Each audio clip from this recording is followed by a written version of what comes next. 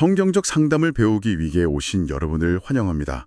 오늘은 에드 웰치의 Real Relationships, How to Speak Openly in Your Church 영상을 살펴보도록 하겠습니다.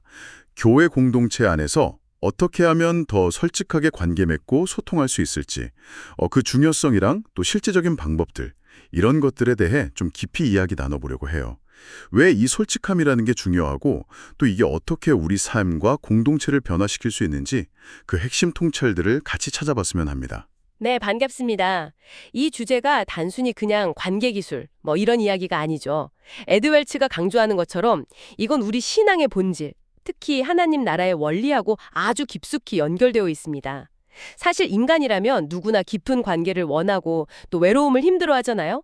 바로 이 보편적인 갈망이 신앙 안에서 어떻게 이해되고 또 실현될 수 있는지 그걸 살펴보는 시간이 될 겁니다. 네, 그럼 바로 시작해 볼까요? 에드 웰치는 왜 이 솔직한 관계가 그렇게 중요하다고 계속 강조하는 걸까요? 그가 지적하는 것처럼 고립만큼 끔찍한 고통은 없고 또 서로를 깊이 알고 알려지는 경험만큼 달콤한 경험도 없다는 건 많은 분들이 공감하실 텐데요. 그렇죠. 다들 경험적으로 알죠. 근데 웰치는 여기서 한 걸음 더 나아가요. 이 갈망이 그냥 심리적인 것만이 아니라 하나님께서 애초에 우리를 그렇게 만드셨기 때문이라는 거예요. 그러니까 하나님 나라는 본질적으로 아주 관계적인 곳으로 설계되었다. 이런 통찰입니다. 예를 들어서 시편 139편을 보면 다윗이 고백하잖아요. 주께서 나를 살펴보셨으므로 나를 아시나이다 라고요. 하나님은 이미 우리를 완벽하게 아세요. 그 부분이 참 흥미로웠어요. 하나님이 이미 다 아시는데 왜 굳이 우리가 솔직하게 말하도록 이렇게 초대하시는 걸까요? 웰치는 하나님 나라가 마치 수다스러운 왕국 같다고까지 표현하던데요. 네, 바로 그 점이 핵심인 것 같아요. 아는 것하고 관계는 다르다는 거죠. 웰치가 자기 아내와의 대화를 예로 들잖아요. 이미 여러 번 들어서 아는 이야기라도 사랑하는 사람 목소리로 직접 듣는 경험은 그 자체로 완전히 다른 차원의 친밀감을 준다는 거죠. 우리가 사랑해라고 말하는 게 관계를 풍성하게 하는 것처럼 하나님 앞에서도 우리의 마음, 생각, 감정 이런 것들을 언어로 표현하도록 초대받는 겁니다. 이게 하나님과 깊은 관계를 맺는 방식이라는 거예요. 그렇군요. 그리고 하나님께서 먼저 우리에게 자신을 열어 보이신다는 점도 중요하게 다뤄졌죠. 물론 복음에는 신비가 있지만 하나님은 계속해서 자신의 사랑과 마음을 우리에게 드러내시잖아요. 특히 호세아 이야기는 백성들이 신실하지 못할 때조차 끝까지 사랑으로 이렇게 추적하시는 그 하나님의 마음을 정말 잘 보여주는 것 같아요. 맞아요. 그리고 예수님을 통해서는 하나님의 그 고통까지도 우리에게 열어 보이셨죠. 시편 22편 1절의 그 외침, 나의 하나님, 어찌하여 나를 버리셨나이까 하는 그 부르짖음. 이건 궁극적으로 십자가 위에서 예수님이 하신 외침이었잖아요. 보통 남성들이 감추려고 하는 아주 깊은 약함이나 고통의 고백을 하나님 자신이 직접 보여주신 겁니다. 이건 정말 놀라운 자기 계시죠. 에서는 달라지죠. 특히 요한복음 15장 15절에서 예수님이 제자들에게 이제부터는 너희를 종이라 하지 않겠다. 너희를 친구라고 불렀다. 내가 내 아버지께 들은 것을 다 너희에게 알게 했기 때문이다. 이렇게 말씀하시잖아요. 아버지의 계획까지 다 알려주시면서 우리를 친구로 대하신다는 선언인 거죠. 네. 그리고 그 친구 되신 예수님은 우리 역시 마음을 열고 이야기하도록 초대하고 계세요. 시편 전체가 사실상 우리가 하나님께 어떻게 우리의 모든 것을 솔직하게 아뢰 수 있는지 보여주는 그런 기도 안내서 같다고 할 수 있습니다. 기쁜 일, 슬픈 일, 화나는 일, 심지어 우리를 괴롭히는 유혹까지도요. 하나님은 그 모든 걸 듣기 원하신다는 거죠. 이게 하나님과 맺는 진솔한 관계의 기초가 되는 겁니다. 그러니까 하나님과의 이런 솔직한 관계가 자연스럽게 교회 공동체 안에서의 관계로 이어져야 한다. 이런 말씀이시군요. 하나님이 우리에게 열려 계신 것처럼 우리도 서로에게 그래야 한다는 거죠. 정확합니다. 신약 성경에서 교회는 그냥 어떤 조직이 아니라 가족으로 그려지거든요. 하나님은 이제 말씀을 통해서 그리고 동시에 사람들, 그러니까 그리스도의 몸인 이 공동체를 통해서 우리를 만나시고 또 말씀하십니다.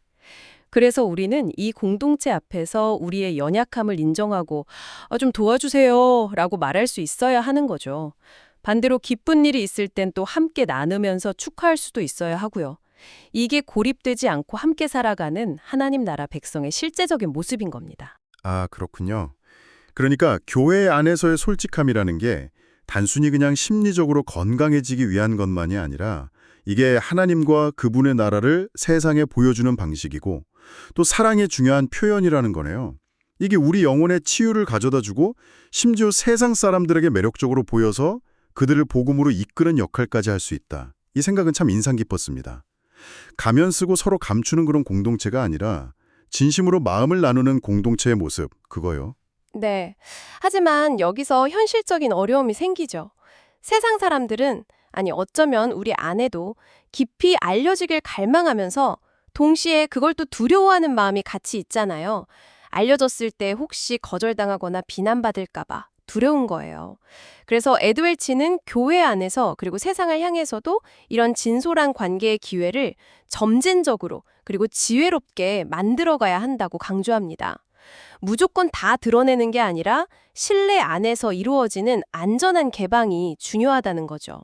그 가면 이야기가 좀과 공감이 많이 됐어요. 웰치가 모든 문화에는 나름의 가면이 있다고 지적했잖아요. 뭐 학력이라든지 재산, 아니면 배우자나 자녀 문제 같은 것들로 자신의 진짜 모습 대신에 뭔가 다른 걸 보여주려고 애쓰는 경향이 있다고요. 한국 문화의 체면 같은 것도 좀 비슷한 맥락일 수 있겠네요. 네, 맞아요. 웰치는 이런 문화적 보편성뿐만 아니라 특정 문화나 집단의 특성도 언급하는데요. 예를 들어서 구동구권 국가들의 경우에는 역사적인 경험 때문에 자신을 드러내는 것에 대한 두려움이 다른 것보다 더 클 수도 있겠다. 뭐 이렇게 추측을 하죠. 성별 차이도 흥미로운 지점이에요. 일반적으로 여성들이 남성들보다 관계에서 좀 더 솔직한 경향이 있다는 관찰인데요. 웰치의 경험상으로는 어떤 여성들은 남편에게 마음을 열었다가 상처받은 경험 때문에 오히려 다른 여성들과 더 안전하고 깊은 관계를 맺기도 한다고 합니다. 아, 그 지점에서 웰치 자신이 상담가로서 다른 사람 이야기는 정말 많이 듣지만 정작 자신이 약점이나 기도 제목을 나누는 데는 여전히 어려움을 느낀다고 고백하는 부분이 있었죠. 그게 참 인상적이었습니다. 뭔가 강하고 독립적으로 보여야 한다는 그런 남성성의 압박 때문일 수도 있다고 했고요. 이 부분이 우리 자신에게 질문을 던지게 하는 것 같아요. 여러분은 얼마나 솔직하게 자신의 마음을 나누고 계신가요? 가장 가까운 사람에게 아니면 소그룹이나 교회 공동체에 나를 위해 기도해달라고 구체적으로 부탁하고 계신지 한번 돌아보게 됩니다. 그리고 웰치가 지적한 아주 중요한 연결고리가 있어요. 다른 사람에게 마음을 잘 열지 못하는 모습이 종종 하나님과의 관계에서도 비슷하게 나타난다는 거예요.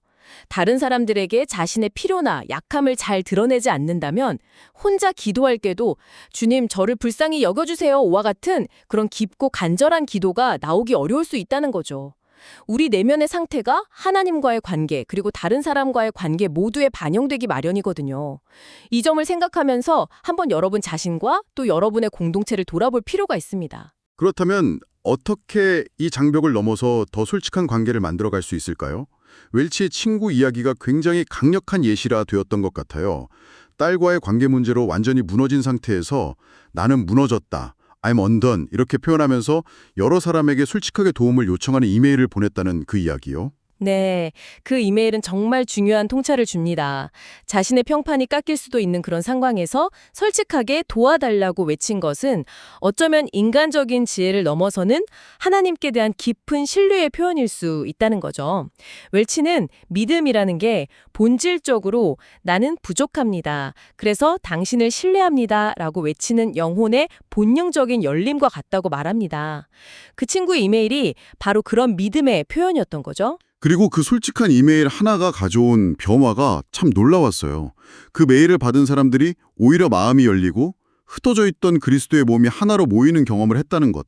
한 사람의 용기 있는 솔직함이 공동체 전체에 정말 선한 영향을 미친다는 걸 보여주는 사례였어요. 또 다른 소그룹 사례도 비슷한 맥락이죠. 주로 건강 문제 같은 좀 피상적인 기도 제목만 나누던 그룹에서 한 여성이 멀리 사는 동생에 대한 걱정으로 눈물을 흘리면서 마음을 나누자 분위기가 완전히 달라졌다고 하잖아요. 그녀의 그 진솔함이 사람들에게 아, 이게 진짜 하나님 나라의 방식이지라는 걸 일깨워 주었고 더 깊은 차원의 나눔으로 이끌었다는 겁니다. 이게 바로 우리가 추구해야 할 공동체의 모습인 거죠. 그럼 구체적으로 어떤 작은 단계부터 시작해 볼 수 있을까요? 웰치 자신이 아내가 늘 자기를 위해 기도하는 걸 알면서도 굳이 나를 위해 기도해 줄래요? 라고 말로 요청하는 연습을 하겠다고 다짐하는 모습이 참 인상적이었습니다. 네, 그게 바로 작은 단계의 좋은 예시예요. 단순히 정보를 전달하는 차원을 넘어서서 나는 당신의 도움이 필요해요 라는 겸손한 관계적인 고백이기 때문이죠. 아는 것과 실제로 표현하는 것 사이에는 큰 차이가 있습니다. 이런 작은 연습들이 솔직함의 근육을 키워주는 거죠. 설교자들에게도 실제적인 제안을 했었죠. 설교 전에 누군가에게 오늘 말씀을 잘 전할 수 있도록 기도해달라고 부탁하거나 심지어 성도들에게 문자로 오늘 이 말씀이 아직 제 마음을 움직이지 못합니다. 말씀이 저를 사로잡도록 기도해 주시겠어요? 라고 솔직하게 도움을 구하는 것. 이건 정말 용기가 필요한 일이겠지만 공동체 안에 우리는 완벽하지 않아도 괜찮다. 서로에게 필요한 존재다. 라는 새로운 문화를 만들어가는 아주 강력한 방법이 될 수 있겠네요. 한 목회자가 설교 중에 아내의 말을 경청하지 않았던 자신의 죄를 구체적으로 고백했던 사례도 기억에 남습니다. 아주 심각한 죄는 아니었을지 몰라도 그 고백이 이 공동체에서는 우리의 실패와 죄에 대해서도 안전하게 이야기할 수 있구나 하는 강력한 메시지를 전달했고 오히려 그것이 사람들을 교회로 이끄는 매력이 되었다고 해요. 여기서 중요한 건 괜찮은 척하는 것과 솔직한 것은 다르다는 점입니다. 솔직함에는 의식적인 노력이 필요해요. 매일 자신에게 오늘 가장 좋았던 일은 뭐지? 가장 힘들었던 일은? 지금 내가 씨름하고 있는 부분은 무엇인가? 이렇게 묻고 그걸 나눌 준비를 하는 거죠. 웰치의 다른 책 위험한 소명에서도 목회자에게 마음을 터놓을 수 있는 사람이 반드시 필요하다고 강조하지만 현실에서는 그런 사람 찾기가 쉽지 않다는 이야기도 나왔었죠. 또 모든 사람에게 모든 것을 다 이야기할 필요는 없다는 지혜로운 조언도 있었고요. 맞습니다. 지혜가 필요해요. 모든 사람에게 똑같이 모든 걸 나눌 필요는 없습니다. 먼저 신뢰할 수 있는 단 한 사람 혹은 작은 그룹을 찾는 것부터 시작할 수 있죠. 만약 나누는 것에 대한 두려움이 크다면 그 두려움을 넘어서도록 담대함을 달라고 먼저 기도해야 하고요. 그리고 누군가 용기를 내서 마음을 열었을 때, 예를 들어 죄를 고백했을 때 우리의 반응이 정말 중요합니다. 어떻게 반응해야 할까요? 그 부분이 참 조심스럽고도 중요한 것 같아요. 웰치는 가장 먼저 나누어 주셔서 감사합니다 라고 말하라고 조언합니다. 죄가 발각된 게 아니라 자발적으로 고백한 것은 사실 영적으로는 축하할 일이기 때문이죠. 그 다음에는 비난하거나 섣부른 조언 대신에 어떻게 기도해 드릴까요? 라고 묻고 더 나아가서 우리가 이 문제에 대해 무엇을 함께 할 수 있을까요? 라고 물으면서 그 사람의 싸움에 동참하겠다는 의지를 보여주는 것이 중요합니다.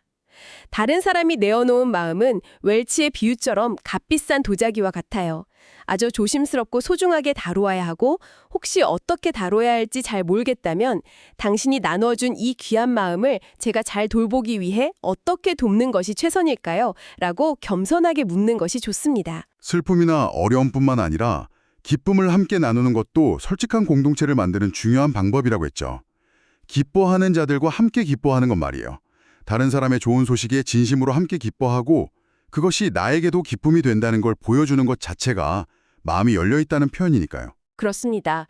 또한 믿음, 회개 같은 중요한 신앙 용어들의 의미를 공동체 안에서 좀 더 명확히 하고 예수님, 단신이 필요합니다와 같은 단순하지만 핵심적인 고백을 매일의 삶에서 실천하도록 서로 격려하는 것도 중요합니다. 이런 개인적인 차원에서의 하나님 앞에서의 솔직함이 자연스럽게 다른 사람들과의 관계로 흘러넘치게 될 것을 기대할 수 있어요. 마지막으로 솔직하고 서로를 돌보는 공동체가 세상에 얼마나 강력한 증거가 되는지를 보여주는 이야기도 있었죠. 예배 후에 성도들이 교회 밖에 두고 3-4모고 모여서 오랫동안 진지하게 대화하는 모습을 보고 저 사람들은 설에게 정말 진심인 것 같다 하면서 교회를 찾아온 방문객 이야기 말입니다. 바로 그겁니다. 이것이야말로 세상을 향한 우리의 가장 강력한 변증, 그러니까 살아있는 증거가 될 수 있는 거죠. 또 한 가지 인상적인 제안은 아버지가 자녀에게 직장에서 겪는 어려움을 나누면서 아빠가 좀 더 인내하고 친절할 수 있도록 기도해 줄래? 이렇게 부탁하는 모습이에요. 고린도전서 13장을 자연스럽게 언급하면서 말이죠. 이것은 자녀들에게 완벽하지는 않지만 하나님을 의지하고 또 약함을 나눌 줄 아는 아버지의 진짜 모습을 보여주는 아주 강력한 신앙교육이 될 겁니다. 아이들은 그런 솔직한 모습을 평생 기억하면서 배울 가능성이 높아요. 네, 오늘 에드웰치의 가르침을 통해서 우리의 기쁨과 어려움, 또 죄와 필요를 솔직하게 나누는 것이 단순히 좋은 관계를 위한 기술이 아니라 하나님 나라의 본질적인 특징이고 또 하나님과의 관계를 반영하고 진정한 공동체를 세우며 세상을 향한 강력한 증거가 된다는 것을 다시 한번 확인했습니다. 물론 여기에는 의식적인 노력과 용기, 그리고 지혜가 필요하다는 것도요. 네, 오늘 나눈 이야기들을 마무리하면서 마지막으로 여러분께 생각해볼 질문을 던지고 싶습니다. 진정한 솔직함에는 용기를 내어 자신의 마음을 나누는 것과 또 다른 사람의 마음을 은혜로서 받아주는 것, 이 두 가지 측면이 모두 필요합니다. 지금 여러분에게는 이 두 가지 중에서 어느 쪽이 더 큰 성장이 필요한 영역이라고 느끼시나요? 그리고 그 성장을 위해 이번 한 주 동안 여러분이 시도해 볼 수 있는 아주 작지만 구체적인 한 걸음은 무엇일까요?